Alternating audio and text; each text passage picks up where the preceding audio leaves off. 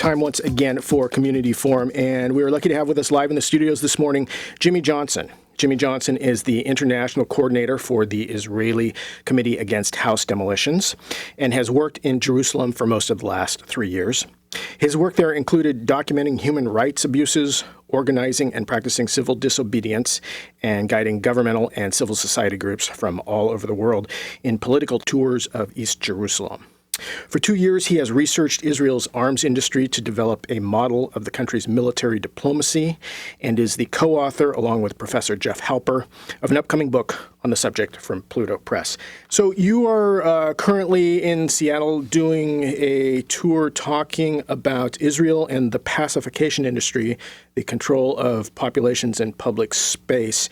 And I'm wondering if you can start out and define for us or tell us what is the pacification industry? Sure. It from the very title of it, it sounds a little bit conspiratorial, almost.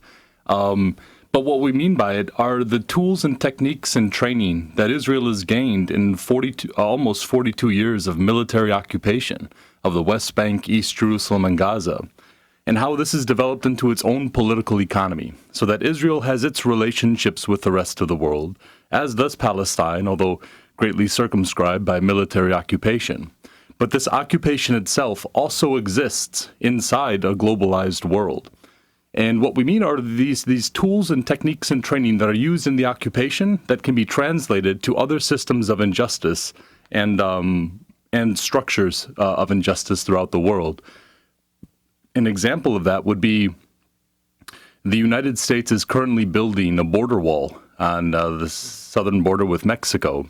And the company that was subcontracted under this large Boeing contract to provide all the security equipment and security technology was Elbit Systems, an Israeli company which provides the same technology and surveillance for the wall that Israel is building inside the West Bank and around East Jerusalem, as well as the one surrounding the Gaza Strip. All right, so go into more, if you would, then who are the players within this industry? Mm-hmm. Well, it's not a static set of individuals. It's more of just a structure that's developed over time. From the very beginning of the occupation, Israel wanted to hold on permanently to certain pieces of territory. And depending on which government minister it was that was coming up with a plan for settlements, whether it was Yigal Allon or Moshe Dayan or Ariel Sharon, later under Begin's government, they all wanted to hold on to certain pieces of territory permanently.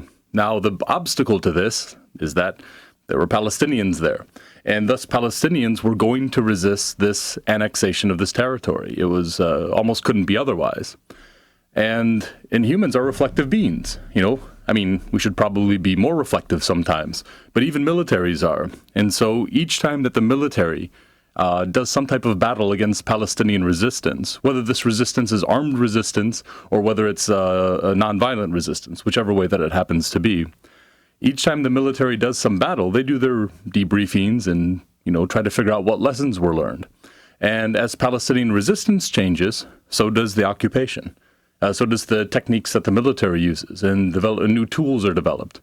The longer conflicts continue, and I presume this is the same under any conflict. We're the Israeli Committee Against House Demolitions, so this is the one that we focus on, of course. But the longer these conflicts continue, the more of an evolutionary relationship develops, and it escalates over time, so that the distance between when a new technique is developed and when it becomes obsolete is much, much quicker. And so the Palestinian resistance changes, the occupation changes, and so on and so forth, over and over again. And and the West Bank, East Jerusalem, and Gaza have, not by design, but in effect, become a laboratory of counterinsurgency and urban warfare and surveillance techniques, and it provides an actual benefit in international relations to Israel in one narrow sense of the word, in that the occupation itself has its own usefulness, especially to global north military planners. By global north, I mean wealthier countries, basically. So if you read like the Pentagon's Quadrennial Defense Review or any of the normal, military briefings, it's pretty much all available on the Pentagon's website. you can find that the future of warfare is seen as being increasingly in an urban atmosphere. Now, the Gaza Strip is if you look at it from a different way, there's an urban theorist named Mike Davis who's written an excellent book called Planet of Slums that came out a few years ago. And he looks at the Gaza Strip as the 8th largest ghetto in the world. And the future of urban warfare coincides with an increasing urbanization in the world. As of 2005, we're a majority urban population on this planet.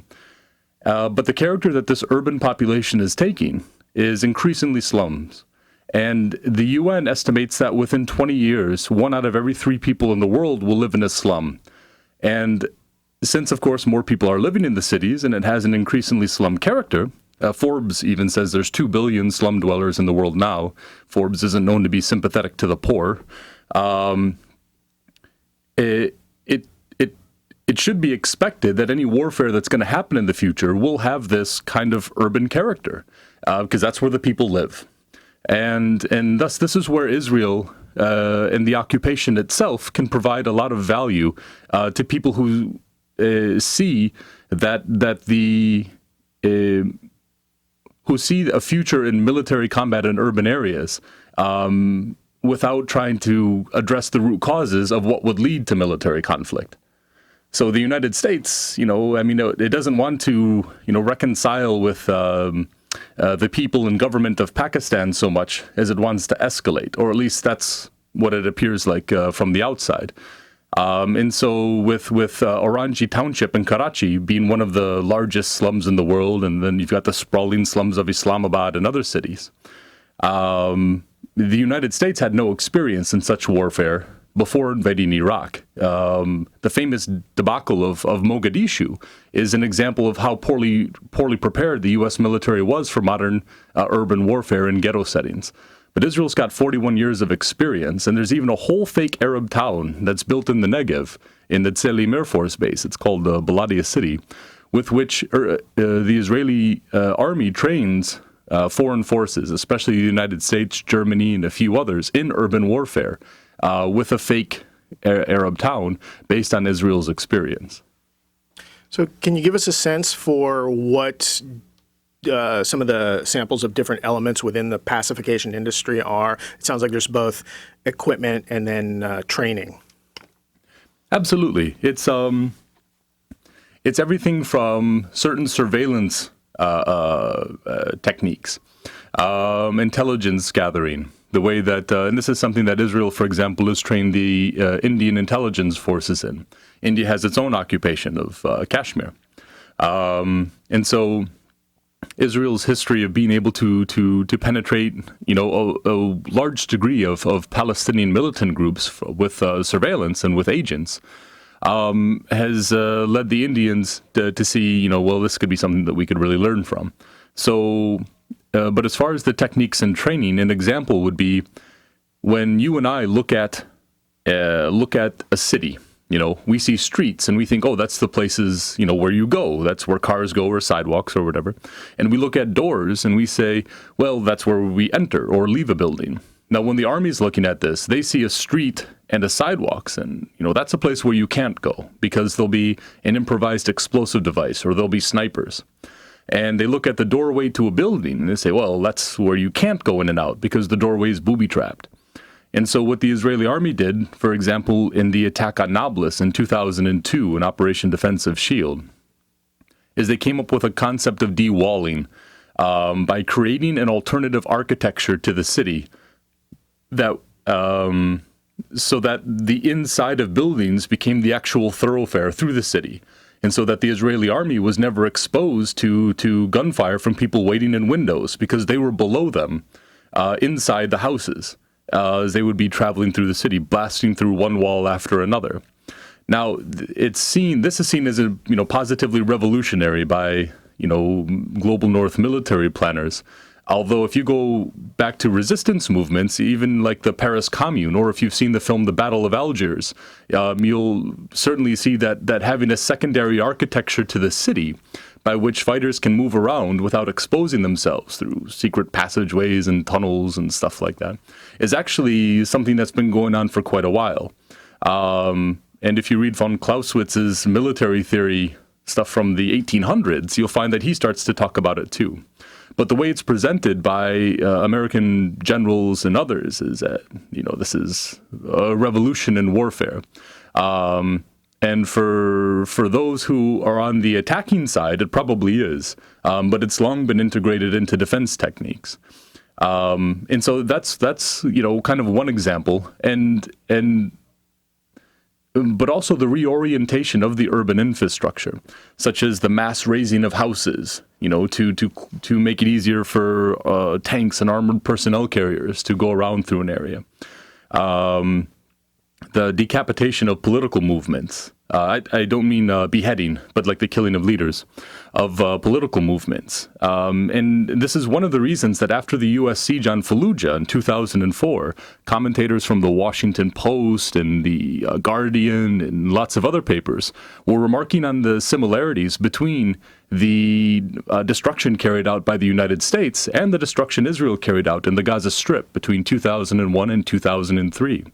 And if you go back just a little bit before, you can see reports, for example, in The Guardian again, where Israel was training U.S. special forces and tactical planners in, these concepts of urban warfare. And it's a direct link between the occupation of Israel and the occupation of Palestine and the occupation of Iraq. And the way that one gets exported to the other, even with no ideological or minimal ideological overlap. Another of the realizations in the war in Iraq was the U.S., when the U.S. started using the Salvador option, which for those of us that were working on Central American issues back in the 80s can remember that Israel had a significant hand back then in bringing weapons over, as well as with South Africa. They were one of the last countries, I think, to actually quit sending weapons to South Africa. So there's a rich history. Their history goes way back on this. Absolutely. Yeah, I mean, for a long time, Israel and South Africa were kind of pariah states on their own. I mean, at a time there was three. You had Iran, which was seen as a pariah state, and the Shah was internationally one of the most unpopular figures in the world. And he was there with Israel. Israel tried to become more popular during the 1950s, and it helped with certain African liberation movements and training, post-colonial armies and stuff. But that didn't last very long. The occupation that began in 1967 had a very, very deteriorating effect for Israel's foreign policy, and it became quite a bit of a pariah state with Palestinians living under military occupation.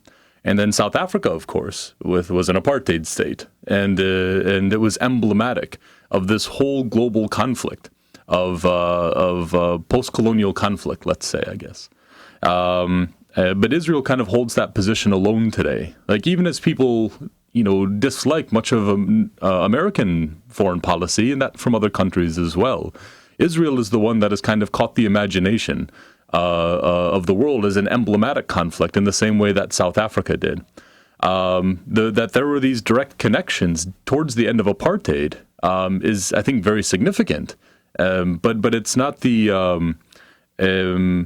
I think that there's a different link here as well that I think we should look at, because one of the questions we always get is, why are you singling out Israel and all of this stuff? I mean, why were we singling out South Africa? South Africa wasn't even the only apartheid state for the majority of its apartheid existence. You had Jim Crow in the South, which was an official apartheid, and you had Rhodesia and these other apartheid regimes just neighboring South Africa. But the one that everyone remembers and knows is South Africa, because it was emblematic.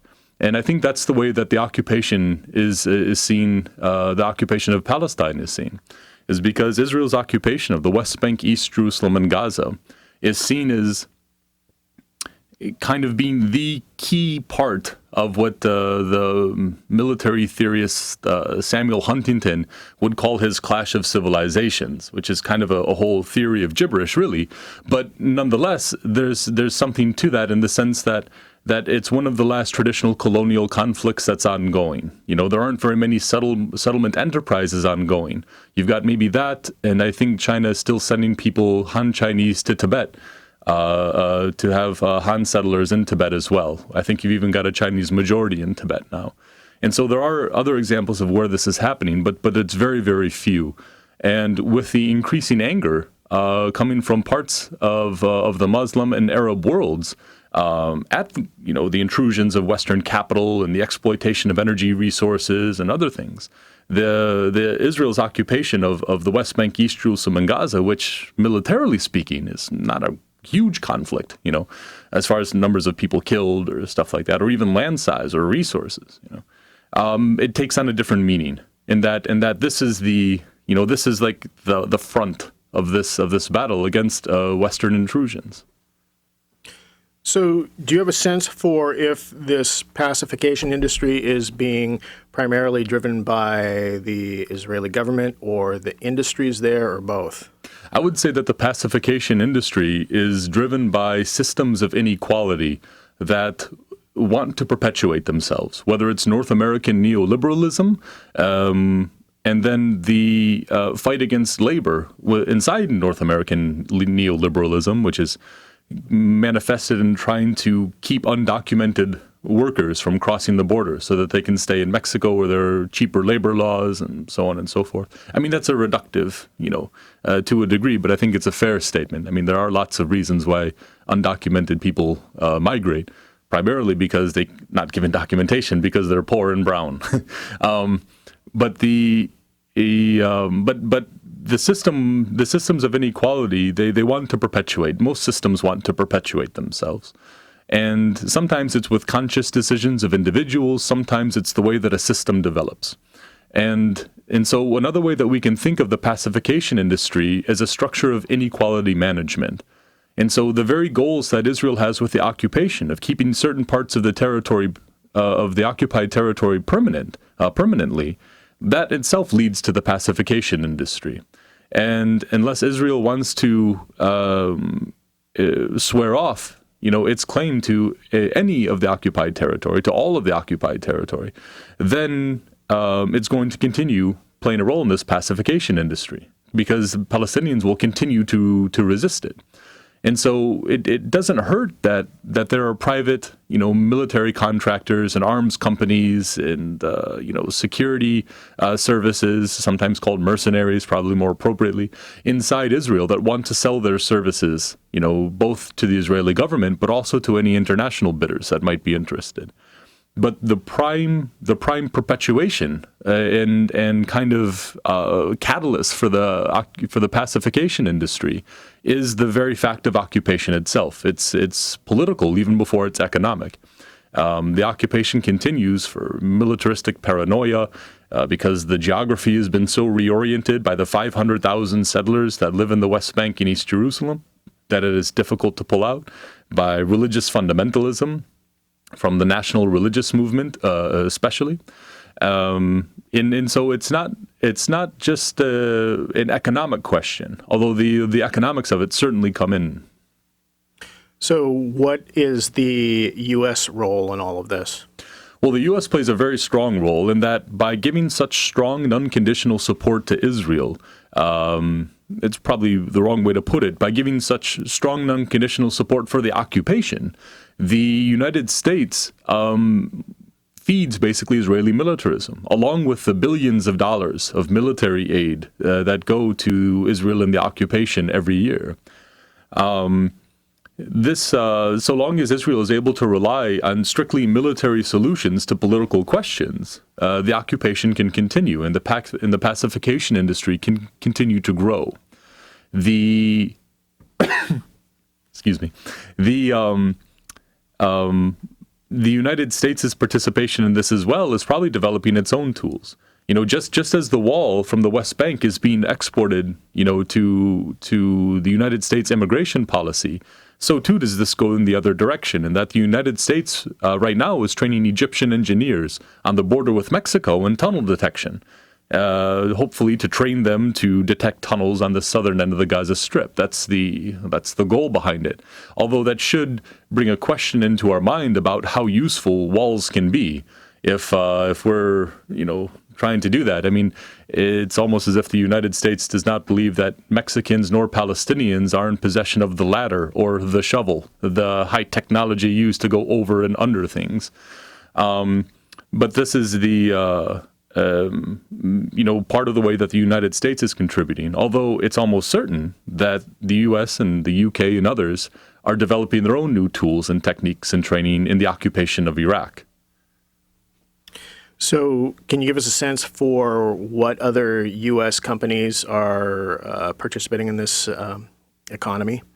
Sure. I mean, there was some of the more famous ones would be like Blackwater, or recently changed its name to X or something like that. But these companies, especially that are providing anything that would be called the homeland security industry. The homeland security industry basically exists because the United States refuses to address political questions that would make it less likely to be attacked. But the homeland security industry is something that tries to prevent attacks on the United States without addressing the reason why the United States might be attacked. And this is again part of this attempt at inequality management.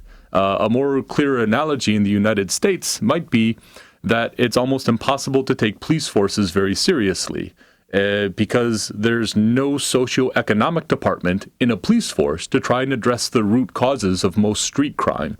And so instead, it's an attempt to keep incarcerating people in the United States, especially poor people, generally people of color, or at least disproportionately, let's say.